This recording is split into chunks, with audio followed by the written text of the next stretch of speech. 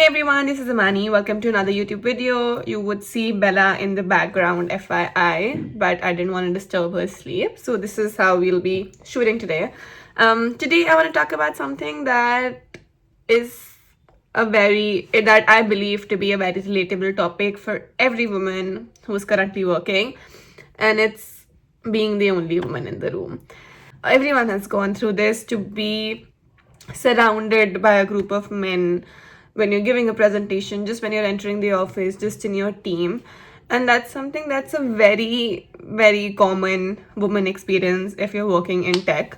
Especially if you're working in all of these male dominated fields like tech, finance, gaming, crypto, stuff like that. For the first 3 years of my career, I have worked in offices that were incredibly male dominated. In my first startup, it was at tech, and if I remember, we also had made a short video on this, Ria and I, where we were visiting office and we just wanted to do a girls' night out, and there were 100 people in the office, but the number of people who actually end up joining that girls' night were 5 or 6 at max, including Ria and I. And while this was crazy, I've seen that play out everywhere as well, because in my next few roles, even if they were remote, everyone in my team were male team members, or maybe there would be 1 or 2 women with me in either the product or marketing departments, but it was still largely us working with men around. Now, this is not a men bashing video. I have really enjoyed working with a few men in my life. I have had a lot of good managers who were male, and they were incredibly supportive and didn't look at me as a female employee. They looked at me as a regular employee, like they would treat other people. It's important to kind of sit and think about what is still a woman's experience while they're being around men, even if they are supportive or not supportive, because they still feel different. Now, why is being the only woman in the room, or being one of the only few women in the room, so popularized in modern day women who are working in tech and beyond? It's largely because when you're a minority, it's exhausting to exist in a room full of, a majority. In this case, it's a gender. You are always perceived in a certain light, and there could be a lot of conscious and subconscious biases that other people, in this case men, would have towards you. Now, a lot of men are educated, and they've been around women in their lives, so they would have educated themselves, or women around them would have educated themselves to treat these women in the room just at an equal stature. Having said that, even if you're criticized or admired is a separate topic, the first thing is that you're perceived slightly differently. It's the same thing as when women do stand up, they're called as female comics and not just comics. Or when women are acting, then they're female actors and not just actors. So I've seen this play out in multiple professions. So this is not unique to tech and startups, but that's my lived experiences. Having said that, I don't want to sit today and teach patriarchy and teach where is this originating from, and oh, we should empower more women to be in the workforce. All of that is spoken about a lot, and all of that is something that is out there on the internet. I'm making this video to help women who feel like they're the only woman in the room, because I have oftentimes felt that. One thing that will help you navigate being one of the few women in the room or being the only woman in the room is basically to have 2 or 3 really good male allies. These should be men that are looking out for you. These should be men who are looking at you as a colleague or co-worker. Ideally, men you can count to also as friends, and also people who do have your back.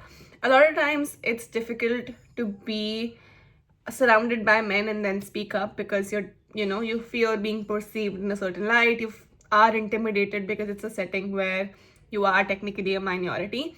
In those cases, to have a manager who's in case male, or have colleagues who are men, especially men who have educated themselves about making you feel comfortable or encouraging you to speak up, is the best thing in the world. It's very similar to how girl dads specifically should encourage, the little girls when they're growing up to speak up, to give their opinion, to show them that they matter.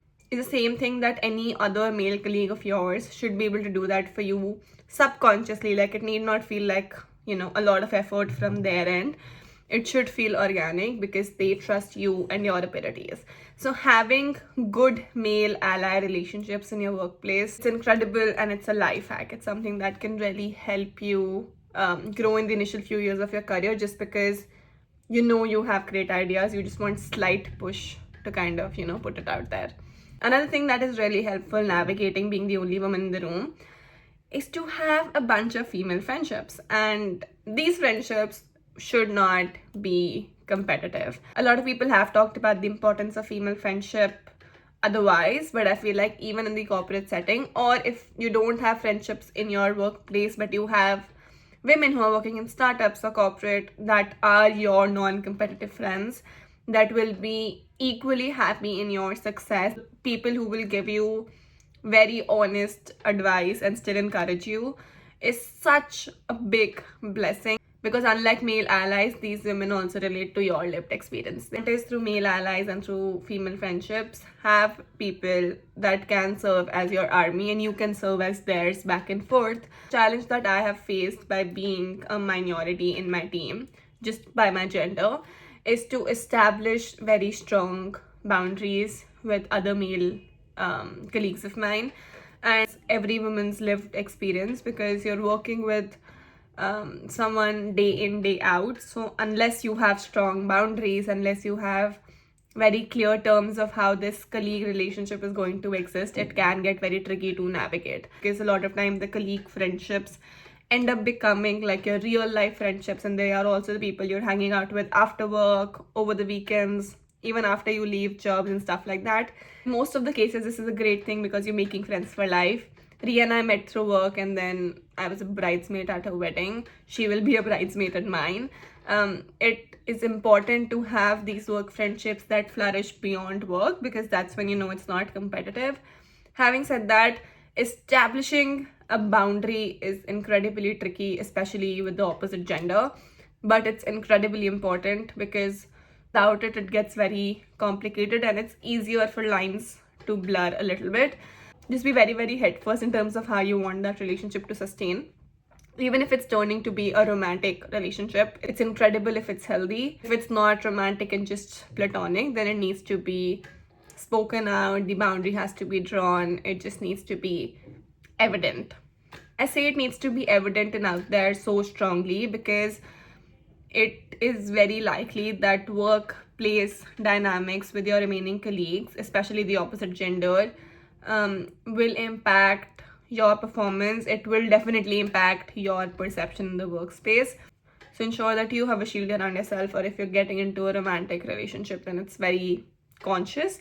But if you don't want to, then that's also fairly established. Office gossip is how people live vicariously through others. It's fun and games because that's how you trauma bond with your remaining colleagues. But a lot of people love adding fuel to the fire. So if you don't have strong boundaries, then it's easier for assumptions to be there. It's easier for gossips to fly. And while that's okay, because it's a part and parcel of working at a setup like this, safeguard yourself at the end of the day. The first few years of my career were in incredibly male-dominated fields. I still work in a male-dominated field, but the first 2 years of my career were just surrounded by all of the employees that were men, or 90% of the employees that were men. But my full-time job today is surrounded by a lot of women. I have more than 50% of women working in my office. And I know for a fact that this was not a conscious choice. I know for a fact that this was not diversity, gender hiring. So I know that it was just based on merit. But today when I walk into an office, just the fact that I feel so physically comfortable helps me also feel mentally comfortable just to be in that setting. I want every woman in their lives to experience this once, where they are in an office or a physical setup where there are more than 50 to 60% women. It feels like someone has taken off the load of you to behave a certain way, to dress a certain way, have like mental notes whenever you say something, to very strongly establish boundaries or feel the need to establish those boundaries. In a lot of cases, it feels very similar to women who have gone to girls only schools or girls only colleges, because while there are cons attached to it, it's still so freeing as an experience, because you can talk about everything under the sun without thinking twice. That is it for this video. Thank you for tuning in. The only few women in the room, then have an inspiration to look up to, like a female leader in, you know, your organization that you really admire. It would fill you up with so much encouragement because you've seen someone else breaking all of those gender related barriers and then reach that position and just be the boss lady that she is, which kind of opens up the path to a lot of new people like us. And if you don't, then it's always easy to find that inspiration outside. And if you still struggle to do it, know that you can technically be that inspiration for somebody else. Thank you. If you have any questions, link them down in the comments. I'll see you next week.